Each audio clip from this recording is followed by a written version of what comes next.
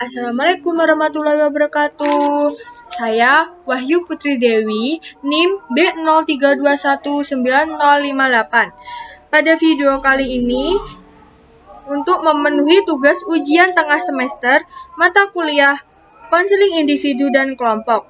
Baiklah, di sini saya akan menjelaskan review buku internasional yang berjudul Values Clarification in Counseling and Psychotherapy Practical Strategies for Individual, atau dalam bahasa Indonesia yaitu klarifikasi nilai dalam konseling dan psikoterapi atau strategi praktis untuk individu dan pengaturan hidup, by Howard Kirstenbaum.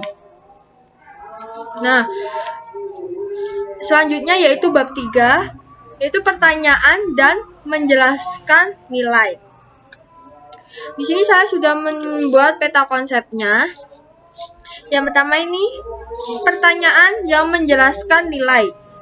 Pertanyaan ini untuk memperjelas nilai, mengidentifikasi dengan lebih baik apa yang klien hargai, menciptakan energi positif, dan dapat mengambil keputusan atas permasalahannya. Contoh, apa tujuanmu?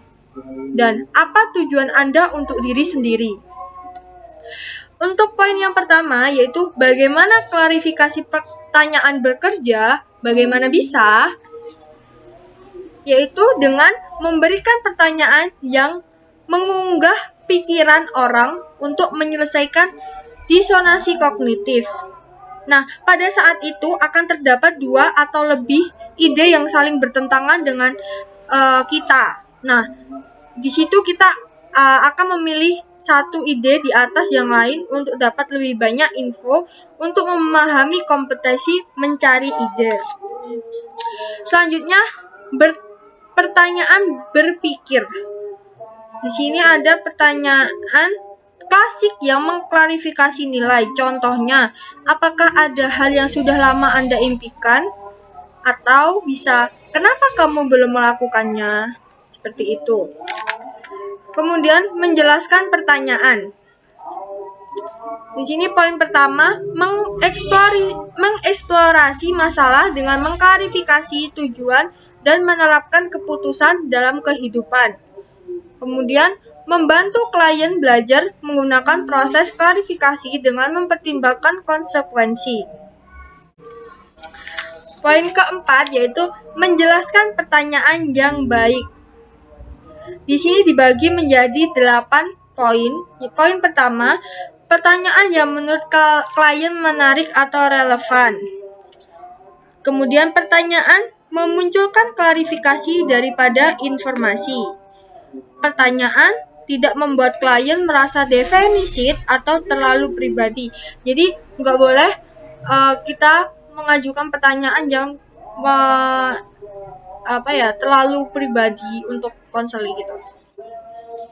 Kemudian nggak boleh juga pertanyaan yang sensitif dan tidak biasa terkait dengan misalnya jenis kelamin, kelas atau budaya yang bisa menyebabkan konseli tersinggung atau sebagainya.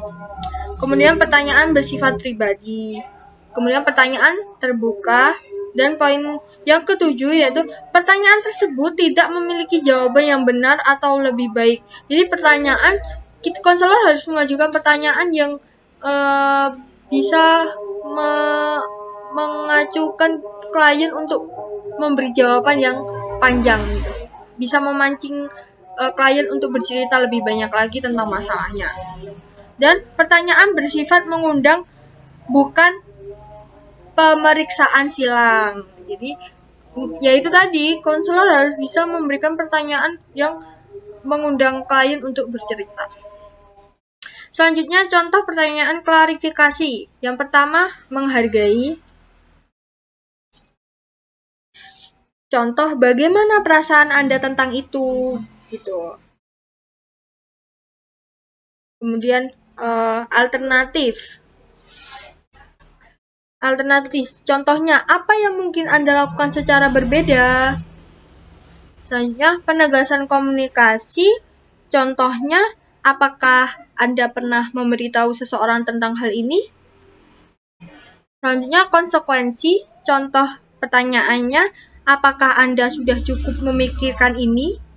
Gitu. Terus pilihan bebas, contohnya, jika sepenuhnya terserah Anda, apa yang akan Anda lakukan? Kemudian, yang terakhir yaitu tindakan. Contohnya, apa langkah pertama yang ingin Anda lakukan? Untuk bagian yang terakhir, yaitu di mana melakukan pertanyaan klarifikasi berasal dari.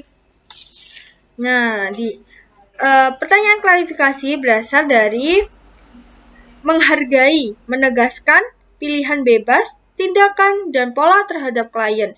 Kemudian pertanyaan itu akan muncul dengan sendirinya. Baiklah, cukup sekian penjelasan dari saya. Semoga bermanfaat. Wassalamualaikum warahmatullahi wabarakatuh.